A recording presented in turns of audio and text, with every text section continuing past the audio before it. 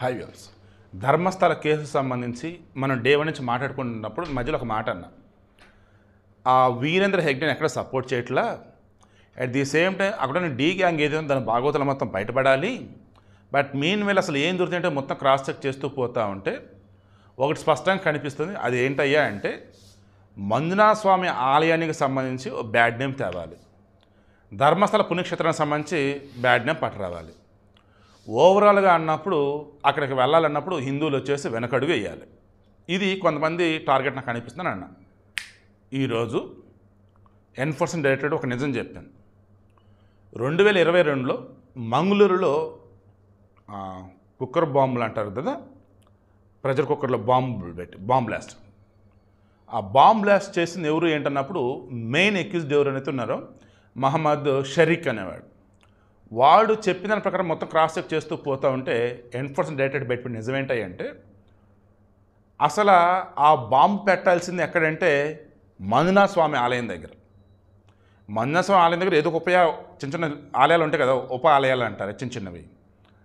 Then అక్కడ కొంచెం చోట్ల చెకింగ్లు ఉండవు కదా. ఆల్రెడీ మంజునాథ ఆలయం అన్నప్పుడు చుట్టుపక్కల చిన్న చిన్న ఆలయాలు ఉన్నప్పుడు అక్కడ కూడా జనాలు వస్తూ వెళ్తూనే ఉంటారు. బాంబ్ బ్లాస్ట్ చేస్తే 2022లో వాస్తవానికి వాడు పేల్చాల్సిన బాంబు మంజునాథ స్వామి ఆలయం దగ్గర. వాడు కుక్కర్లో టైం పెట్టుకునేది ఎంత అంటే వాడు యాదవగా అనకూడదు కానీ, అంటే ఎలా చెప్పాలి నేను ఇది, ఆ ముండకి ఆ యదవకి కనీసం బాంబర్ టైమింగ్ సెట్ చేయడం కూడా వాడికి రాలే. అది కనుక సెట్ అంటే ఎన్ని ప్రాణాలు పోయి ఊహకి అందటం వల్ల ఆ మంజునాథ స్వామి కాపాడాడు. ఇంకా ఇది అంటారే, ఈ రావణాసుడికి సంబంధించి కూడా ఏదో వరం కోరుకునేటప్పుడు నాలుగు తడబడేలా చేసి వరం మారేలా చేశారని అంటారు. అలా వీడు బాంబు టైం సెట్ చేస్తున్నప్పుడు 90 నిమిషాలు పెట్టాల్సిన టైమరు 9 సెకండ్లు పడింది అంతే, ఓన్లీ 9 సెకండ్లు. దాంతో ఈ ఆటో రిక్షా ఏదైతుంది అందులోనే బ్లాస్ట్ అయిపోయింది అది.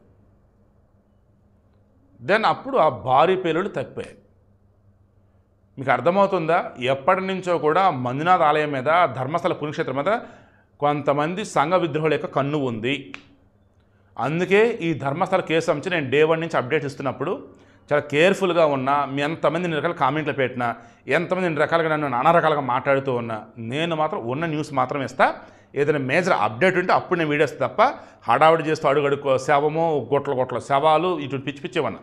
At the same time Ananya Bhat కానీ, తర్వాత వచ్చేసి సౌజన్య కానీ, పద్మలత కానీ, తర్వాత ఇంకో పర్సన్ ఉన్నారు. వీరందరికి సంబంధించి కూడా నేనేం చెప్పున్నాను, వారు చనిపోయిన మాట నిజం, వారిని ఘోరంగా చంపిన మాట నిజం. ఆ చంపిన వాళ్ళు ఎవరు ఏంటో తెలియాలి. లోకల్గా ఉన్న పోలీసులు వచ్చేసి అసలు దొంగన డాష్గా ఎక్కడైనా అన్న కారణం కేసు కూడా తీసుకోవాలి. ఆర్టీఐ కార్యకర్త ఇప్పుడు అప్లై చేసిన తర్వాత తెలిసింది ఏంద్రబాబు అంటే 2010 నుంచి 2020 మధ్య ఉన్నటువంటి 2005 నుంచి 2020 వరకు అంటే అప్రాక్సిమేట్గా 15 సంవత్సరాలు ఈ పోలీస్ స్టేషన్ రికార్డులు ఏవైతే ఎఫ్ఐఆర్ డేటా, పోస్ట్మార్టం డేటా మొత్తం తీసి అవతల పడేశారు, ఈవెన్ మిస్సింగ్ కంప్లైంట్ సహా. అంటే ఇదంతా కూడా అక్కడ జరిగిన ఒక పెద్ద మాఫియా డీ గ్యాంగ్ వ్యవహారం. ధర్మస్థల రిపబ్లిక్ అన్నట్టుగా సపరేట్గా ప్రకటించేసుకుని వాళ్ళు చేస్తున్న ఇది అన్నీ బయటకు రావాలి. ఇటువంటి మూమెంట్ ఇప్పుడు తవ్వకాలు జరుపుతున్నారు కదా, హోంమంత్రి పరమేశ్వర్ అఫీషియల్గా ప్రకటించారు. ఇప్పటివరకు జరిపిన తవ్వకాలలో ఒకే ఒక్క మగ శవం అస్థిపంజరం అనేది ఫైనలైజ్ అయింది అన్నాడు. మిగతా ఏమీ లేవు అన్నాడు. మొత్తం 13 స్పాట్లు. మనకు ఫస్ట్ 15 అన్నారు, అవి 13 కుదించున్నారు. క్రాస్ వచ్చేసి 13 తవ్వితే అన్ని చోట్ల కలగలిపితే ఒక చోట ఒక ఫుల్ బాడీ బయటపడింది. అది మగతంది. మనం మాట్లాడుకున్నట్టు మొన్న ఈ మధ్య అది లాస్ట్ 2 ఇయర్స్లో చనిపోయినటువంటిది. అది ఉరేసారా, ఇతను ఉరేసుకున్నాడా, లేకపోతే ఎలాంటి రిమైనింగ్ డీటెయిల్స్ ఫోరెన్సిక్ వాళ్ళు చెప్పున్నారు.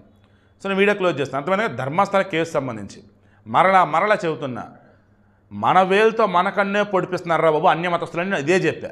మరలా చెప్తున్నా, అక్కడ బాధితులు ఉన్నారు, వందల సంఖ్యలో మహిళలని మగవారిని ఇబ్బందులు పెట్టారు. కానీ ఈ ధర్మస్థల, బెల్తంగడి, తర్వాత పింజరైన పగిరైనది ఉందే ఆ ఊరు, ఈ 3 ఊళ్ళలో జరుగుతున్న ఘోర గురించి మనం మాట్లాడాలి. బట్ అంత ఫోకస్ ఎక్కడ పడుతుంది, ధర్మస్థల మంజునాథ స్వామి ఆలయానికి వస్తున్నటువంటి వాళ్ళు తప్పిపోతున్నారు, ఆడికెళ్తే క్షేమం కాదు, ఇలానే కదా తమ్నెస్ కూడా పెడుతున్నారు జనాలు. అంటే ఇది అర్థమవుతుంది, ఆడకి వెళ్ళొద్దు హిందువులు, ఆడకి వెళ్ళొద్దు ఐప్సం భక్తులు, ఇదే కదా ఫైనల్గా కన్వే అవుతుంది.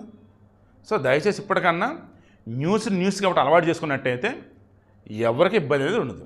ఇక టెర్రరిస్టులు అన్న వాళ్ళు స్లీపర్ సెల్స్గా ఉంటూ ఎప్పుడు ఏ గుడి మీద దాడి చేస్తారేంటని చెప్పేసి భయపడుతున్న రోజుల నుంచి ఈరోజు ఎవడేం పీకలేడరా అనే దాకా మనం వచ్చేసినామంటే నో డౌట్ ఇది మోడీ పరిపాలన వల్లే.